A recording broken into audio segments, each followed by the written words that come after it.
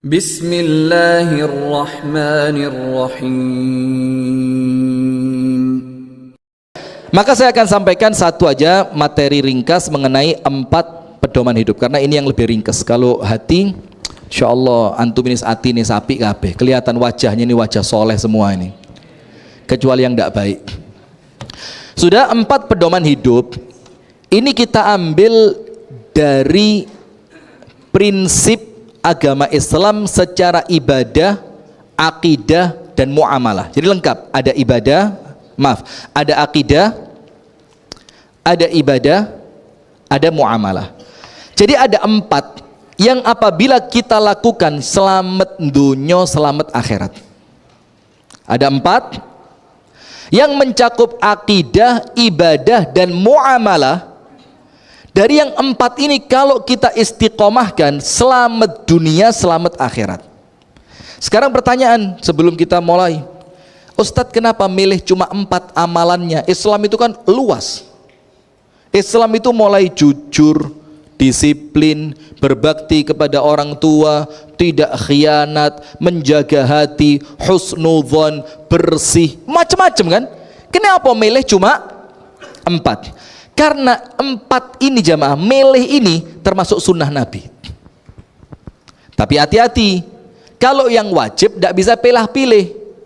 Kalau yang wajib mau tidak mau harus dilakukan. Tapi amalan yang lain boleh kita pilih. Maka ceritanya begini, ada seorang laki-laki di zaman Rasulullah, dalam hadis riwayat Al-Imam At-Tirmidzi, usianya mendekati 90 tahun.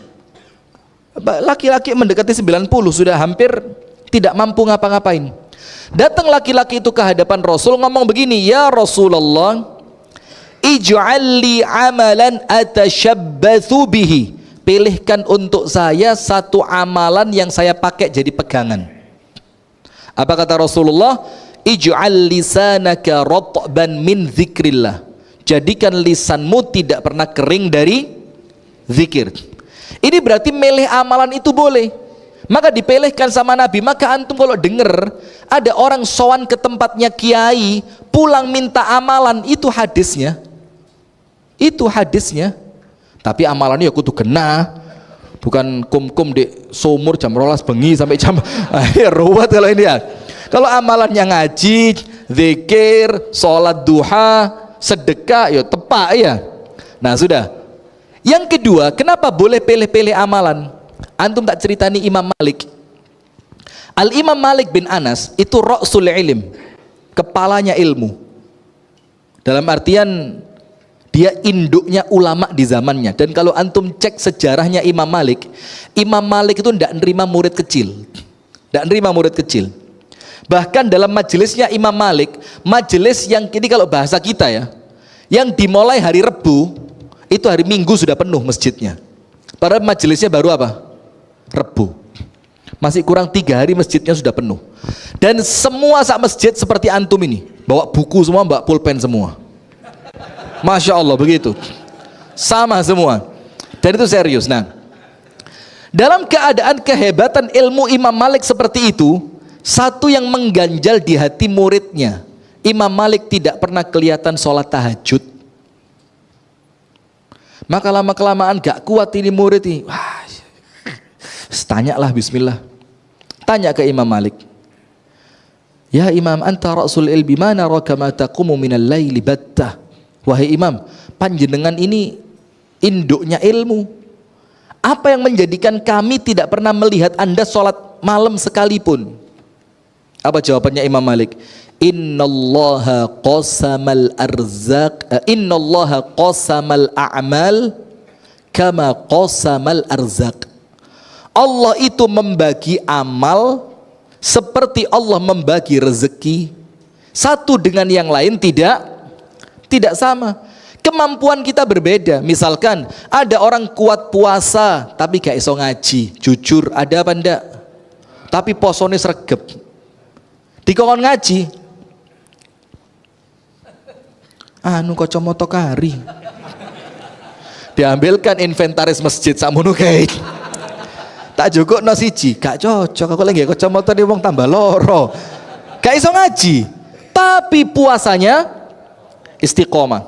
Ada yang lain, gak tahu poso, gak iso ngaji, tapi Masya Allah dermawan, ketemu orang dermawan. Ada yang lainnya lagi, gak tahu poso, gak iso ngaji, medit, tapi Masya Allah tahajudnya istiqomah. Begitulah manusia ini. Maka dengan itu Allah itu, kata Imam Malik, membagi amal seperti Allah membagi rezeki. Kamu kebagian tahajud, saya tidak kebagian itu, tapi saya kejar kehebatanmu di dalam sholat tahajud, saya kejar lewat menyebarkan ilmu. Jadi fokus dengan amalannya masing-masing. Yang ketiga, dari amal itu yang diminta apa? Istiqomahnya. Orang itu akan bisa istiqomah menyesuaikan kemampuan, waktu dan keadaan. Tidak mungkin orang yang kerjanya malam disuruh istiqomah sholat tahajud. Ini malah yang wajib ditinggal, si sunnah dilakoni. Ada satu cerita dari Saudi nih, kisah nyata. Ada seorang pekerja Bengali dari Bengali itu apa? Bangladesh.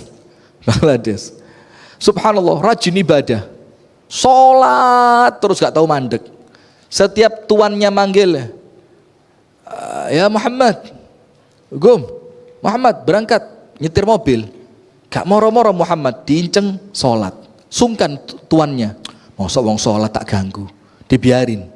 Sampai ternyata keterusan, berbulan-bulan begitu terus. Sama tuannya dibilang apa?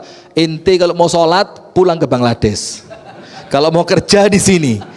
Karena ente dengan saya akadnya kerja, sementara sholat yang kamu lakukan sholatnya apa?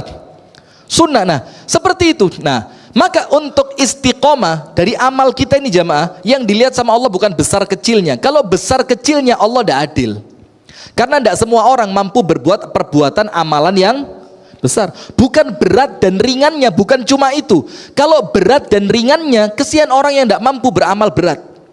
Tapi yang Allah nilai dengan keadilannya Allah, istiqomahnya. Apanya?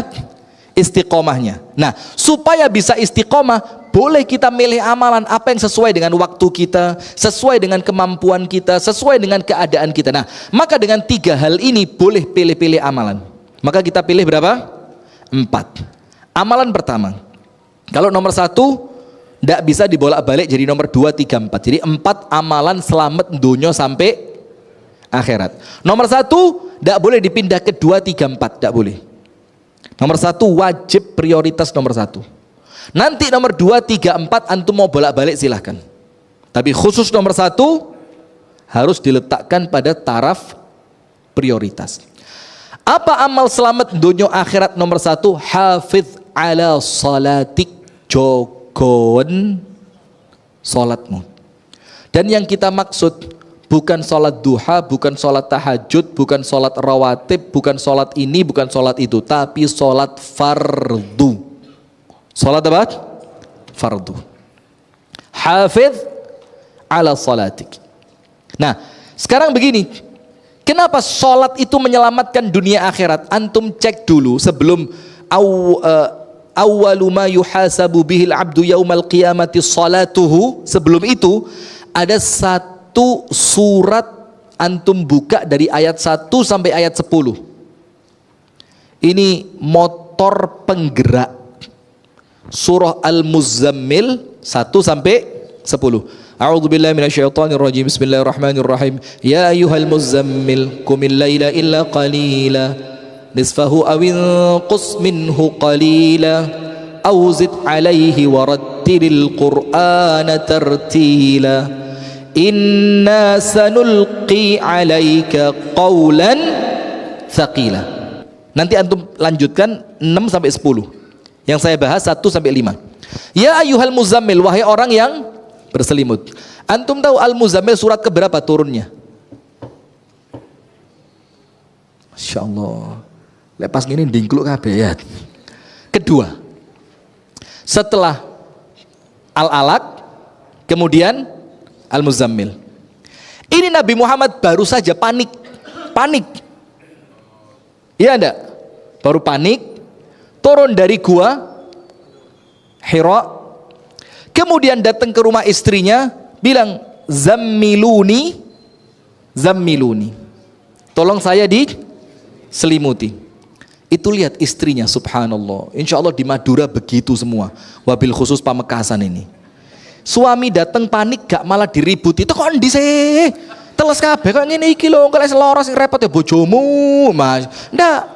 Ini tenang ini kayak perempuan Pamekasan, Masya Allah. Jadi suami datang terlambat, malam panik keringetan, langsung kepingin apa bang? Selimutono. Iya bang.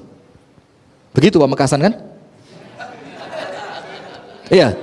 Bagaimana bu? Wes gak bohong lagi, astagfirullah. Nah, mudah-mudahan jadi begitu semua. Sudah.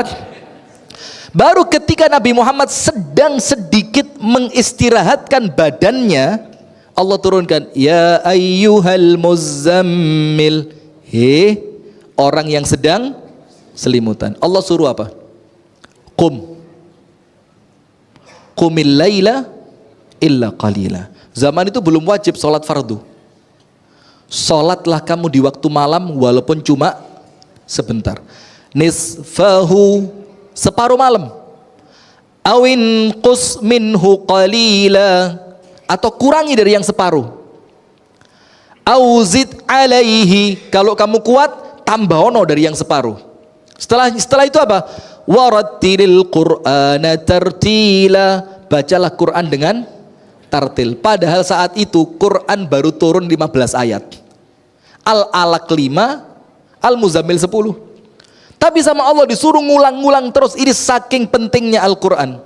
Kenapa Nabi Muhammad dalam keadaan panik, dalam keadaan capek, dalam keadaan menggigil, dalam keadaan demam, terkesan dalam tanda kutip dipaksa suruh bangun tahajud.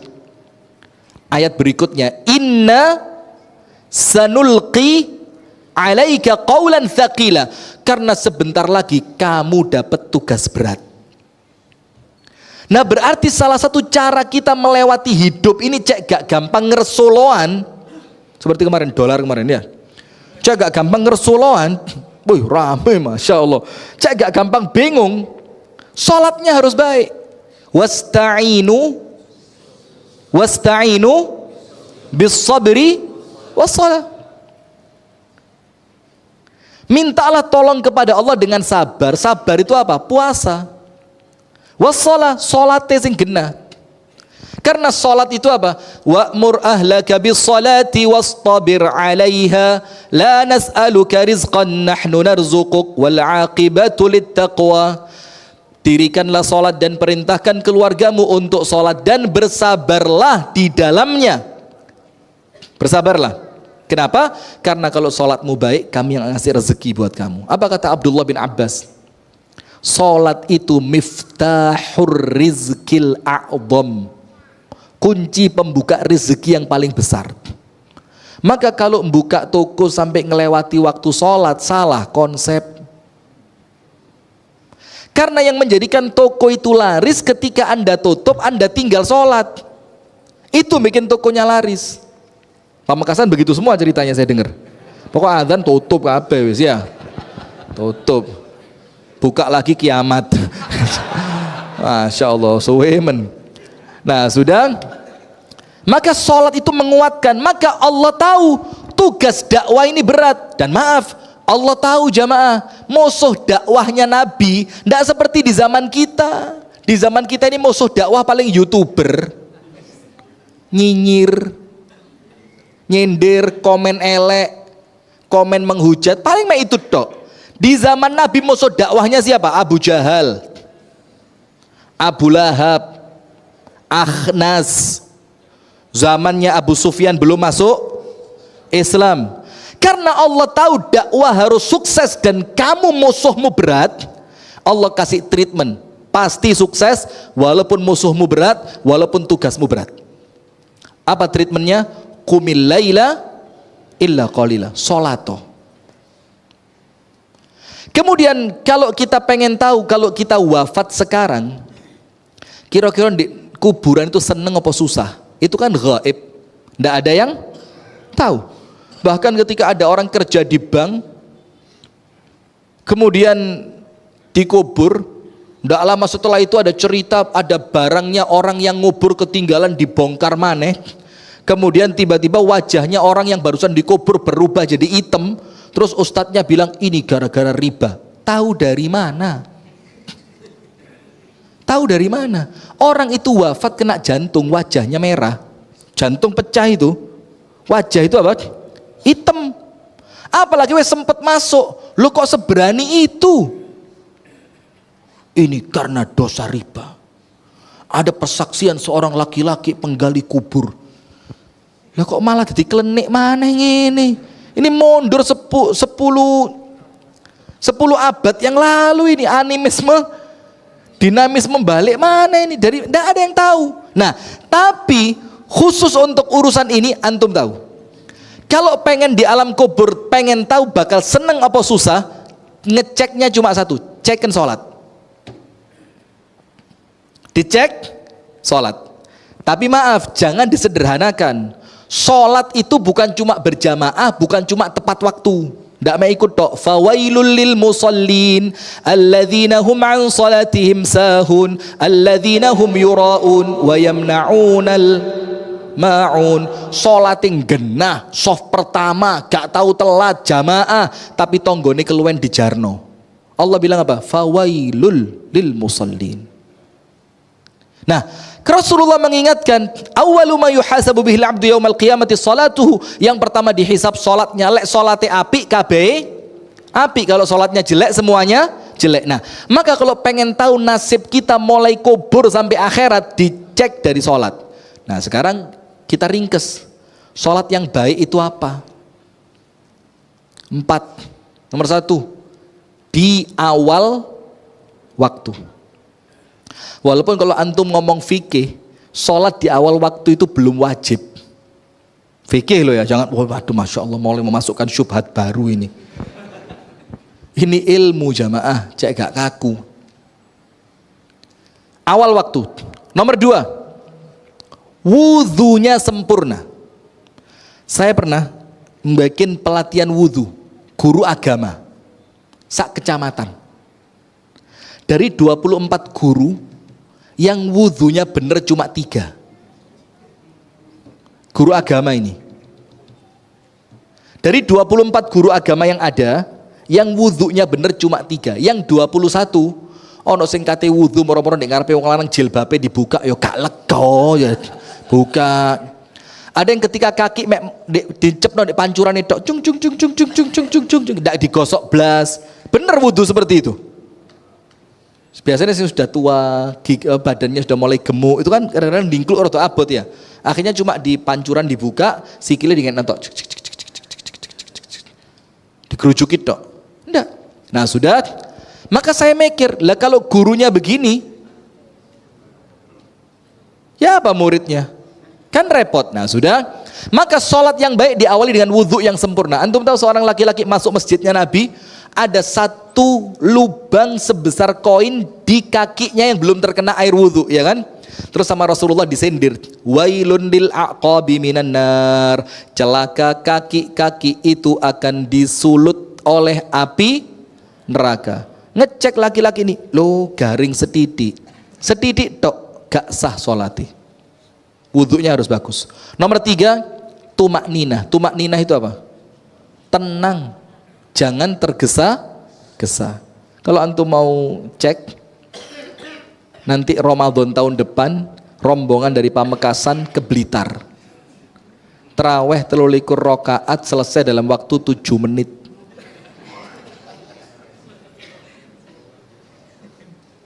Ngakunya Syafi'i. Padahal dalam fikih Syafi'i, rukun sholat itu salah satunya tumak ninah. Jadi kalau sholat kehilangan tumak ninah, bukan tidak sempurna, tidak sah. Itu dalam fikih Imam Syafi'i. Maka harus tenang. Maka seorang laki-laki hadis apa? Orang yang sholatnya rusak. Dia sholat selesai. Rasulullah bilang apa? Kum fasolli fa innaka lam tusolli. Ngadeko maneh sholato, kamu belum sholat. Berdiri dia sholat lagi. Setelah selesai Rasul bilang apa? Kum fasolli fa innaka lam tusolli. Ngadeko sholato, kamu belum sholat. Sampai 3 kali laki-laki itu nyerah. Ya Rasulullah, ma atiqu ahsana min dzalik. saya tidak mampu lebih baik dari yang tadi. Terus Rasulullah menjelaskan apa? Kalau sholat yang nina, rukuknya yang pas, i'tidalnya pas, sujudnya pas, duduk di antara dua sujud juga pas. Itulah. Yang terakhir sholat yang baik itu apa? Khusyuk. Khusyuk itu apa? Kita tidak usah kedukuran lah cerita Urwah bin Az-Zubair. Sholat kakinya diputus tidak terasa, kedukuran. Kita ini jangankan kaki diputus, nyamuk dorong nyokot, sek suara belayeran itu nging. Ini baru nyamuk belayer ini, belum nyokot. Nging. Itu wis masya Allah. Cak. Dibuka ambek gemes. Maafi, la ilaha illallah. Buyar baru suara nih nyamuk. Khusyuk itu apa? Ihdharul qalbi athna as-salati. Habis waktu saya. Menghadirkan hati ketika sholat. Itu khusyuk. Nah, kalau sholat Anda dapat yang 4 ini, masih ada satu PR. Apa PR-nya? Atharus shalah. Dampak dari sholat. Inna salata tanha anil fakhsya'i wal munkar. Sholat itu mencegah dari perbuatan keji dan munkar. Sak keren-kerennya sholat, kalau tidak menjadikan kita terhalangi dari keji dan munkar, belum sholat. Apa yang kedua setelah mencegah dari keji dan munkar? Sosial. Al-Ma'un tadi. Apa? Al-Ma'un tadi. Sampai Allah bilang celaka orang yang sholat. Kenapa? Karena sholatnya riya, karena sholatnya tidak untuk Allah. Ketika dia sholat tapi dia acuh kepada keperluan orang lain. Rasulullah bilang apa? Fawailul lil musallin. Nah, maka nomor 1, kalau pengen selamat dunia akhirat, sholatnya sing kena. Nomor 2, jangan lupa ngaji Quran. Bukan hafalan, Quran, bukan mushafnya. Buka mushaf, duduk, baca. 3 menit, 5 menit, 7 menit, 10 menit, 1/4 jam, yang penting baca. Ustadz tidak bisa, bukan alasan. Saking pentingnya Al-Quran, sampai yang tidak bisa membaca pun, kalau dia mau baca, dikasih pahala double. Itu saking pentingnya Quran. Coba Quran itu tidak penting, Rasulullah tidak akan ngomong, yang tidak bisa baca, pelegak-peleguk pahalanya luru. Tidak ada kalau tidak penting. Karena pentingnya Quran. Sementara Rasul tahu di zaman sahabat banyak yang ummi. Ummi itu apa? Tidak bisa baca, tidak bisa nulis. Di zaman sekarang banyak yang pinter baca tulis tapi gak bisa ngaji. Rasul tahu itu, maka sama Rasul ikhtiyaro. Maka Rasul mengatakan apa? Alladzi yaqra'ul Qur'ana wa huwa mahirun bih ma'as safaratil kiramil bararah. Orang yang gelem ngaji, bacaannya bagus. Nanti bangkit dari kuburan, krek, langsung dikelilingi malaikat-malaikat Allah yang mulia, dikawal sama malaikat. Gelem ngaji, bacaannya bagus. Walladzi yaqra'ul Qur'an wa yatata'ta' wa huwa syaqqun 'alaih falahu ajrani. Dan orang yang baca Quran pedot-pedot kakak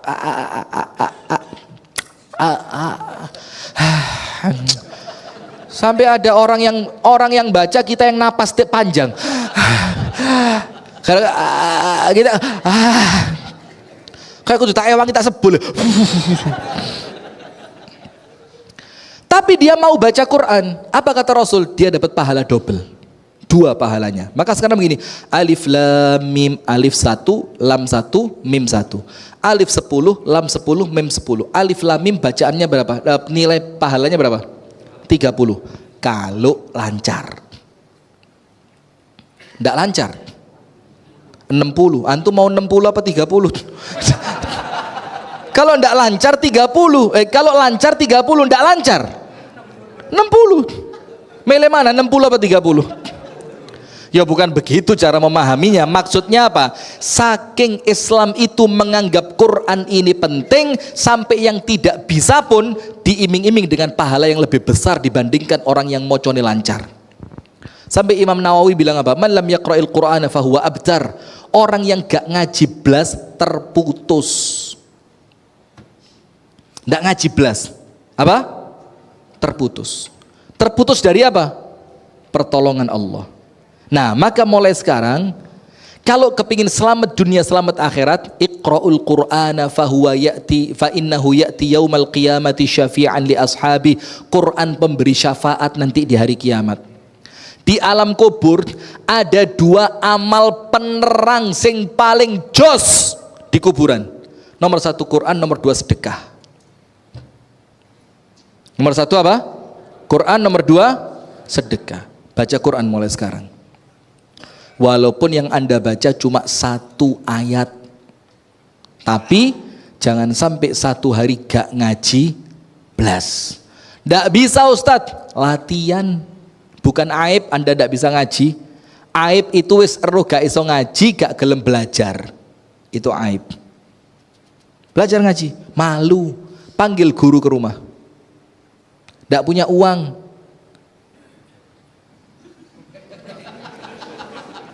ya, rada repot ya nih. Nggak susah kalau urusannya uang ini bingung. Ngomong minta masjid Munawaroh ya nanti sama masjid suruh ngaji dek. Dia masjid ayo ada pengajian, gak ada lewong ikisin. Sudah lanjut. Amalan ketiga, aktsir minal istighfar, perbanyak istighfar.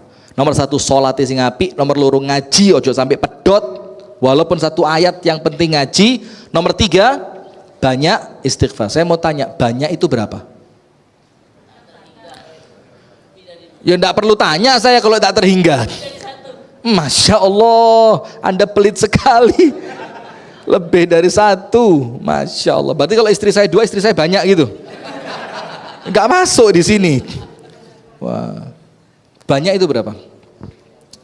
Disepakati oleh para ulama, wa ajma'atil ummatu ala anna aqallal aktsarina 300.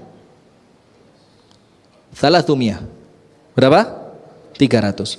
Dan para ulama sepakat banyak itu yang paling sedikit setelah mencapai angka 300. Berarti misalkan antum bilang wong iki lho sholawatane wakeh. Berarti dia bersolawat berapa kali? Minimal 300. Orang ini loh ahli istighfar. Nah begitu. Nah ketika kita bilang aktsir minal istighfar, perbanyak istighfar, artinya apa? Terus istighfar. Minimal jumlah yang harus kita capai 300. Nabi Muhammad tahu satu majelis dihitung oleh Abdullah bin Abbas lebih dari 100 kali. Rabbighfirli wa tub alayya innaka antat tawwabur rahim. Dalam satu kali duduk lebih 100. Sekali duduk.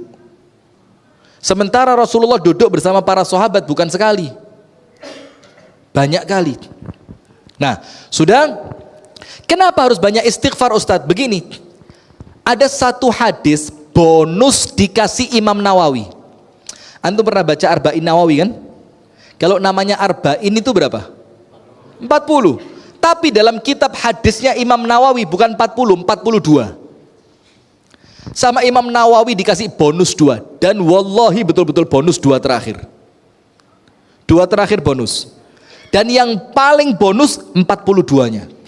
Apa 42? Hadis Qudsi Hasanun Sahih Rawahu Tirmidzi, yang Allah Ta'ala berfirman, ya ibna Adam innaka ma da'autani wa rajautani ghafartu laka ala ma kana minka wa la ubali.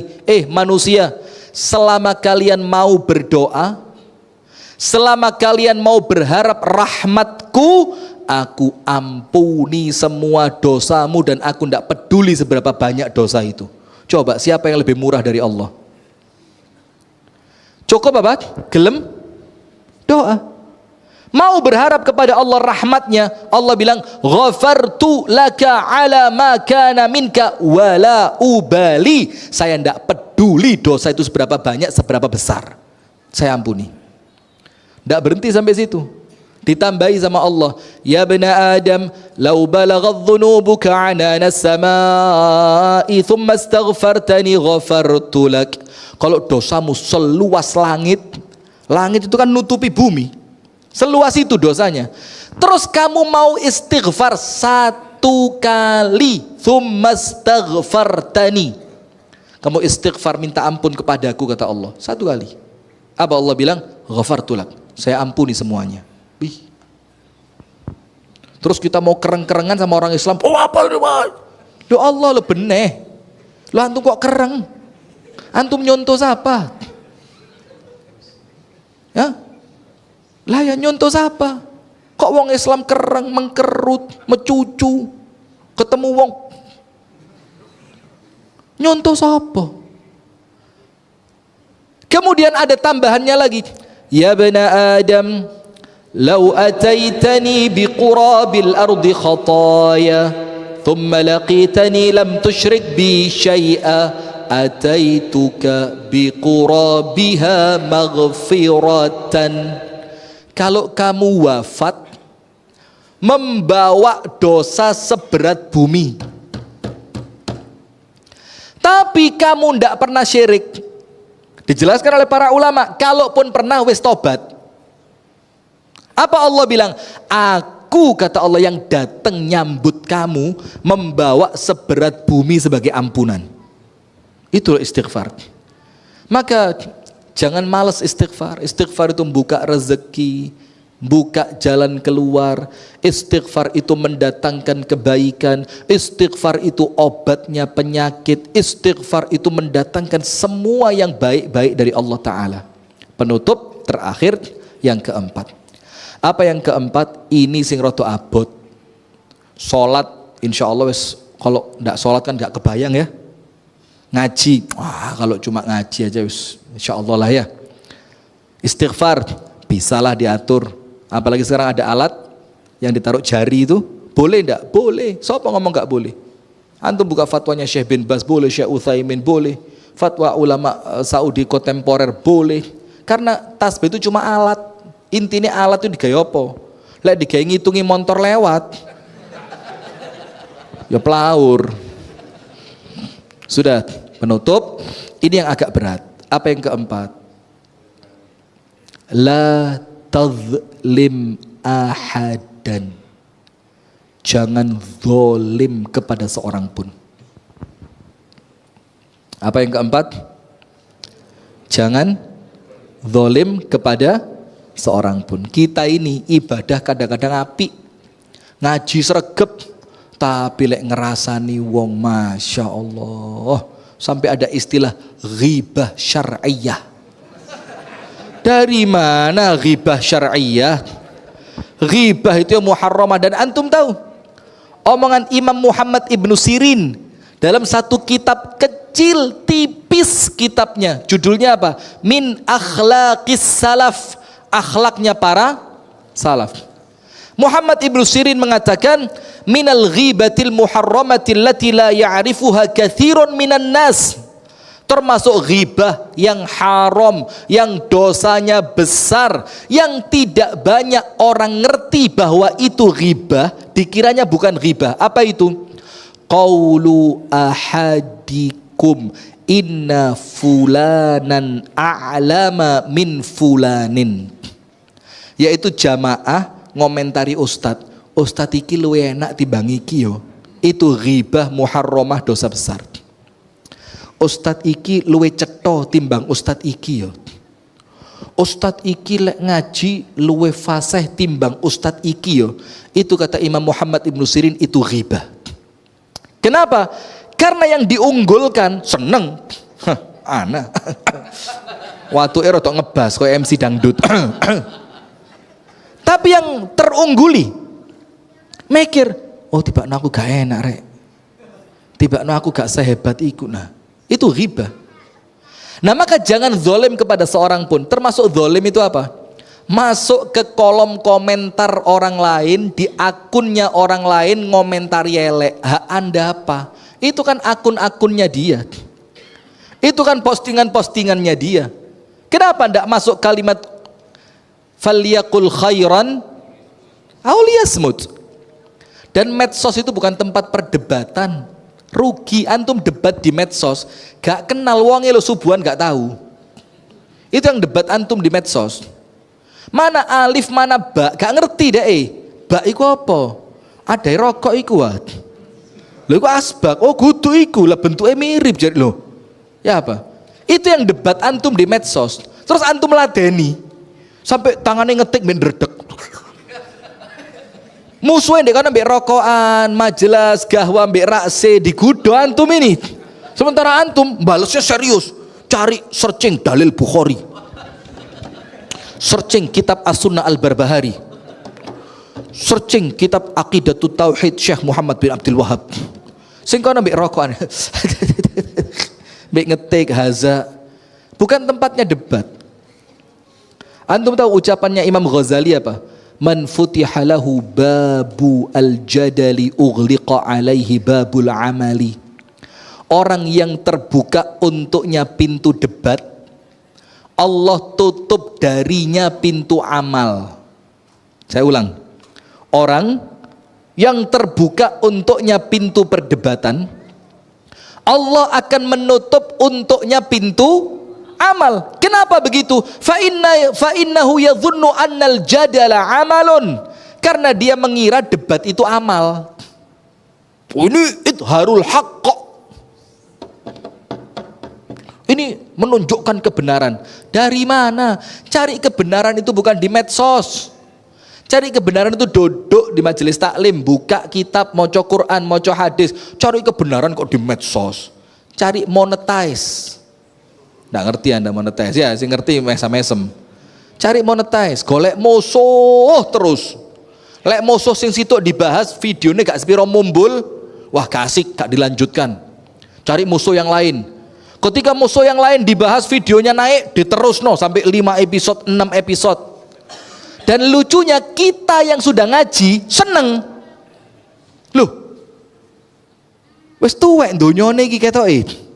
Kita yang sudah ngaji senang dengan yang model semacam itu. Kita belain, kita dukung di kolom komentar. Terus bang, tunjukkan kebenaran bang. Ayo bang, hancurkan kebid'ahan bang. Apa? Loh, ini model apa? Mana ulama yang ditiru dengan cara itu? Ulama mana yang ditiru dengan cara itu? Nah maka yang keempat, kalau kepingin selamat, ojo zolim. Kenapa? Gini jamaah, dosa itu, ini bukan meremehkan dosa loh ya. Hati-hati, antum buka kitab dosa-dosa besar. Termasuk dosa besar itu apa? Meremehkan dosa kecil. Itu jadi dosa besar. Maka ini bukan meremehkan dosa, tapi begini. Dosa kalau antara kita dengan Allah, sebesar apapun, minta ampunnya gampang. Antara kita dengan Allah. Antum tahu laki-laki pembunuh 99 orang? Niat tobat, datang ke ahli ibadah, apa dosamu? Mateni wong 99. Wei, 99. Wes angel top. Iki menungso nomor 1 tak kerui mateni wong 99. Katanya pembunuhnya apa? Lu 99 tak pateni, mosok siji gak wani. Tambahi dal. Supaya kalau ada orang tanya jangkep piro 100. Datang dia sama orang alim, tanya, apa dosamu sampai kamu kepingin tobat? Bunuh 100 orang. Oh, kurang iku 100. Wa ma yahulu bainaka wa bainat taubah. Tidak ada yang bisa menghalangi kamu dari tobat. Syaratnya 1, tinggalkan kampungmu, pindah ke kampungnya orang soleh. Di tengah jalan wafat, dengar kan? Malaikat rebutan kan? Malaikat rahmat bilang apa? Punya saya, tobat. Malaikat azab bilang apa? Tobat apa? Sujud durung tahu. Rebutan. Allah kirimkan siapa? Malaikat ketiga berwujud manusia. Kata malaikat ketiga, ukur aja. Dan ada satu mungkin riwayat yang antum lewatkan membacanya. Apa Allah katakan? Wa qala Allahu alladhi wa qala Allahu lil ardillati lil ardis salihina anta qarrabi. Wa qala Allahu li ardi at-talihina ibta'idi taba'adi. Hanya mbelani satu orang yang mau tobat, itu hukum alam sama Allah diplontir. Mbelani satu orang belum tobat, niat tobat, baru apa? Niat. Itu Allah berfirman kepada negerinya orang soleh, nyedeo. Allah berfirman kepada negerinya orang jahat, menjauhlah. Ketika diukur, menang 1 jengkal. Maka diambil siapa ini anak ini? Malaikat rahmat. Itu kalau dosa antara kita dengan Allah. Tapi kalau antara kita dengan siapa? sesama manusia. Akhirnya muncul pertanyaan, saya sudah minta maaf Ustadz tapi dia tidak mampu, tidak mau. Saya bilang apa? Yo haknya dia. Loh iya, haknya siapa? Haknya dia kan. Terus saya suruh maksa dia gitu, maafin, surga kamu. Loh urusannya dia. Haknya dia memaafkan atau tidak. Karena orang itu kalau dizolimi ada 4 cara untuk balas. Nomor 1, balesan yang serupa. Boleh, ndak dosa, ndak aib. Dikeplak, pok, keplakan, pok. Ndak dosa, ndak aib, ndak jelek. Dalilnya ada. Wa jaza'u sayyi'atin sayyi'atun mithluha. Balasan suatu keburukan adalah keburukan yang serupa. Rasulullah bersabda, 2 orang yang saling mencaci maki, dosanya ditanggung orang yang memulai. Jadi perdebatan di medsos itu, sing dosanya paling gede sing mulai. Maka boleh. Nomor 2, biarkan di dunia, tuntutan di akhirat. Dalilnya apa? Hadis tentang orang bangkrut, tahu? Salate akeh, posone akeh, ngajine akeh, sedekah akeh. Sampai di hari kiamat ternyata yang nuntut juga banyak. Akhirnya pahalanya habis, ternyata yang nuntut masih ada. Dosanya orang yang dizalimi ditimpakan ke dia sampai dia akhirnya masuk neraka. Iku luwih apik. Biarkan di dunia, tuntut di akhirat. Nomor 3, jangan dibalas di dunia, jangan tuntut di akhirat. Loh itu apa aku? Dapat apa? Allah berfirman, "Faman 'afa wa aslaha fa ajruhu 'ala Allah." Orang kalau memaafkan di dunia, gak nuntut di akhirat, Allah yang jamin pahalanya. Yang keempat, balaslah keburukannya dengan kebaikan. Ini kelasnya Pamekasan. Idfa' billati hiya ahsan fa idzal ladzi bainaka wa bainahu adawatun ka'annahu waliyyun hamim. Balasan keburukannya dengan kebaikan. Itu kelasnya Pamekasan banget ini, apalagi munawaroh. Ini munawaroh pol. Nah, sekarang penutupnya begini. Kalau dosa kita dengan sesama manusia, tidak ada cerita memaksa orang lain untuk memaafkan, tidak bisa. Apalagi orang yang kalau terlanjur sakit, dan yang sakit bukan fisik tapi atine sing loro. Tidak bisa. Datang ke rumah, Kak, maapono yo, biyen gak sengojo. Ya mungkin basa-basi dia ngomong iyo gak apa-apa, tapi hatinya Pak, kamu menghina saya di depan banyak orang, semudah itu kamu minta maaf, berat ini. Maka sak dosa-dosane ojo ganggu manusia. Jangan ganggu manusia. Jangan ambil hartanya. Jangan tumpahkan darahnya. Jangan tumpahkan darahnya. Jangan tumpahkan darahnya. Tidak boleh. Wong Islam ini. Yang ketiga, jangan hancurkan kehormatannya. Nomor 4, jangan bongkar aibnya. 4 ini. Hartanya jangan diambil. Darahnya jangan ditumpahkan. Jojok digepuk, jadi disorong, jadi jondo segala macam. Kehormatannya jangan dijatuhkan. Dan aibnya jangan dibongkar. Antum selamat dari 4 perkara ini dengan sesama manusia, insya Allah surga. Amin ya rabbal alamin. Barakallahu fikum. Pas 7 menit sesuai yang 7 menit menjelang jam 9 maksud saya. Semoga ada manfaatnya. Kurang dan lebih yang saya mohon maaf. Hadanallahu wa iyyakum ajma'in. Subhanakallahumma wa bihamdika asyhadu an la ilaha illa anta astaghfiruka wa atubu ilaik. Kurang lebih yang saya mohon maaf. Assalamualaikum warahmatullahi wabarakatuh.